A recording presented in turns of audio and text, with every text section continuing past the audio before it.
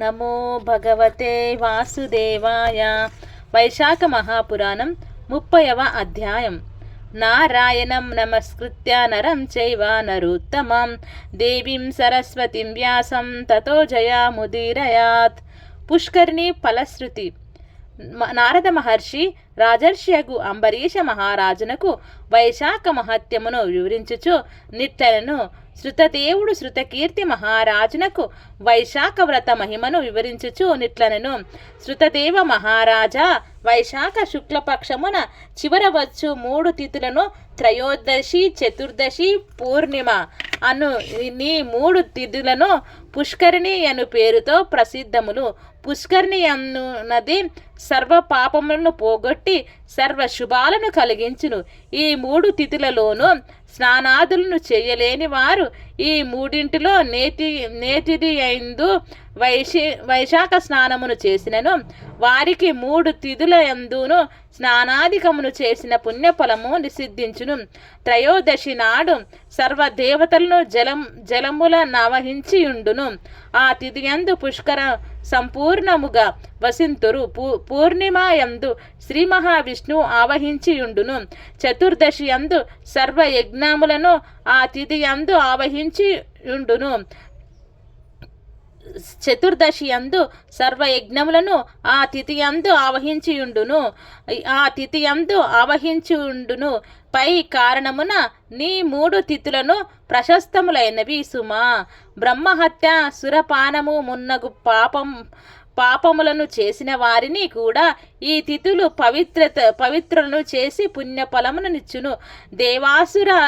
దేవాసురుల క్షీరసాగరం మదించుచుండగా ఏకాదశి యందు అమృతము జనించింది. ద్వాదశి నాడు సర్వోత్తముడు దయానిధియగు శ్రీమన్నారాయణుడు మృతమును దానవుల నుండి కాపాడెను. త్రయోదశి నాడు దేవతలకు సమృతమును ఇచ్చెను. దేవతలలో వివాదపడి విరోధములు వహించిన రాక్షసులను చతుర్దశి యందు సంహరించెను. పౌర్ణిమ నాడు దేవతలు అందరూను తమ సామ్రాజ్యమును పొందిరి. అందువలన దేవతలు సంతుష్టులై త్రయోదశి, పూర్ణిమయను 3 తిథులకును ఈ 3 తిథులను మానవులకు వారు చేసిన సర్వ పాపములను పోగొట్టి పుత్ర పౌత్రాది సర్వ సంపదలను ఇచ్చును. వైశాఖ మాసము 30 దినములను వైశాఖ మాస వ్రత స్నాన దాన జపాదులను చేయలేకపోయిన వారు ఈ 3 తిథుల యందును స్నానాధికమును చేసినచో వారికి సంపూర్ణ ఫలమునిత్తురు. ఈ 3 తిథుల యందును స్నానాధికములు చేయని వారు నీచ జన్మలను పొంది రౌరవమును నరకమును పొందుదురు. వేడి నీటి స్నానము చేసిన వారు 14 మన్వంతరములు దడచునంత వరకు నరకమును పొందుదురు.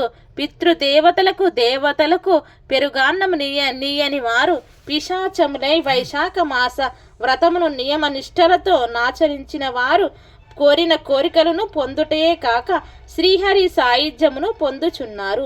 వైశాఖ మాసముల నెలనాళ్ళు స్నానాదులను చేయలేని వారు పై 3 తిథుల యందును స్నానాధికములు చేసిన సంపూర్ణ ఫలమునంది శ్రీహరి సాయుధ్యము నందుదురు. ఈ మాస వ్రతము నాచరింపక దేవతలు పితృదేవతలను శ్రీహరిని గురువును పూజింపని వారికి మేఘ శాపము నిత్తును. అట్టివారు సంతానం, ఆయువు, శ్రేయస్సు లేని వారై బాధలను పొందుదురని దేవతలందరూను కట్టడి చేసిరి. కావున ఈ 3 తిథుల సముదాయము అంత్య పుష్కరిణి నామధేయమున సర్వ పాపమును హరించి పుత్ర పౌత్రాది సకల సంపదలను ముక్తిని ఇచ్చును. పౌర్ణమి నాడు సద్బ్రాహ్మణునకు సుపానము, పప్పును, పాయసమును ఇచ్చి సకల సంపదలను ముక్తిని ఇచ్చును.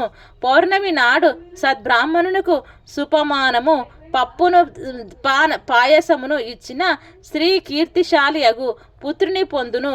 ఈ 3 తిథుల యందును గీతా పఠనం చేసిన వారు ప్రతిదినము అశ్వమేధ యాగం చేసినంత పుణ్యం నందుదురు.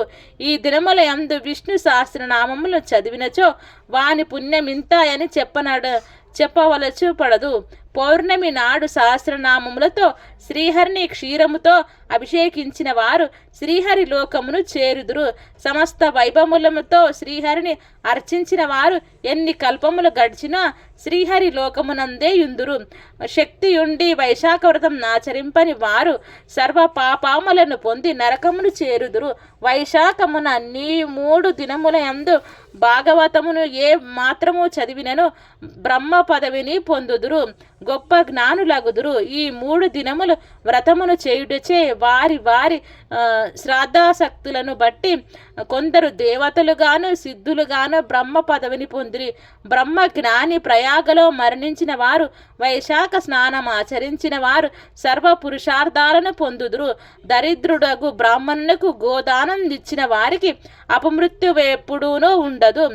3,50,00,000 తీర్థమును కలిసి మేము పాపమును పోగొట్టుదమని మానవులు మనలో స్నానం చేయుచున్నారు. అట్టి వారి పాపములన్నీ మనలో చేరి మనము ఎక్కువగా కల్మషమును కలిగి ఉంటిమి. దీనిని పోగొట్టుకొను మార్గము చెప్పుమని శ్రీహరిని కోరవలెను. ఆయనను కొని శ్రీహరి కడకు పోయినవి. ఆయన ప్రార్థించి తమ బాధను చెప్పుకొనివి. అప్పుడు శ్రీహరి వైశాఖ మాస శుక్లము పక్షమున అంత్య పుష్కరిణి కాలమున సూర్యోదయము కంటే ముందుగా మీరు నదులు చెరువులు మున్నగు వానిలో స్నానం ఆడేవారికి మీ కల్మషం నుండను. అలాగా సూర్యోదయం కంటే ముందుగా స్నానం చేసిన వారికి మీ కల్మషం అంటదు, వారి పాపములు పోవును అని చెప్పెను. సర్వ తీర్థములను ఆ విధముగా చేసి తమ కల్మషములను పోగొట్టుకున్నవి. కావున వైశాఖ మాసమున శుక్లపక్షం చివరవచ్చు త్రయోదశి, చతుర్దశి, పౌర్ణమ పవిత్ర తిథులు సర్వ పాపహారములు సుమా. నాయన శృతదేవ, నీవడిగిన వైశాఖ మహిమను నేను చూచినంత విన్నంత తెలిసినంత నీకు చెప్పి తిని. దాని మహిమను పూర్తిగా చెప్పుట నాకే కాదు శివునుకును సాధ్యం కాదు. వైశాఖ మహిమం చెప్పుమని కైలాసమున పార్వతి అడుగగా శివుడు 100 దివ్య సంవత్సరములు ఆ మహిమమును వివరించి ఆపై శక్తుడు కాక విరమించెను. ఇట్టి సామాన్యుడమగు నేనెంతటి వాడను? శ్రీహరి సంపూర్ణముగా చెప్పగలడేమో తెలియదు. పూర్వము మునము జనహితము తమ శక్తి కొలది వైశాఖ మహిమను చెప్పిరి. రాజా, నీవు భక్తి శ్రద్ధలతో వైశాఖ వ్రతం ఆచరించి శుభములనందుము అని శృతదేవుడు శృతకీర్తికి చెప్పి తన దారిన తాను పోయెను. శృతకీర్తియు పరమ సంతుష్టుడై మహావైభవంతో వైశాఖ వ్రతమును ఆచరించి శ్రీహరి ఏరేగించి తాను పాదచారి అయి అనుసరించెను. అనేక దానములు నాచరించి ధన్యుడాయను అని అంబరీషునకు నారదుడు చెప్పి, అంబరీష మహారాజా, సర్వశుభకరమగు వైశాఖ మహిమను చెప్పి తిని. దీని వలన భుక్తి, ముక్తి, జ్ఞానము, మోక్షము దీనిని పొందుము.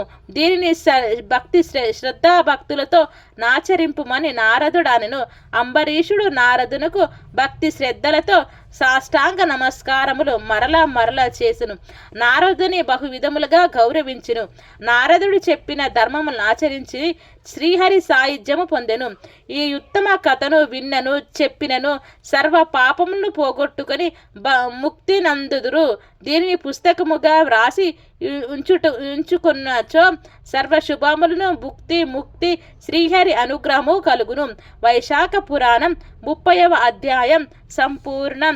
సర్వం శ్రీ లక్ష్మీనారాయణార్పణమస్తు.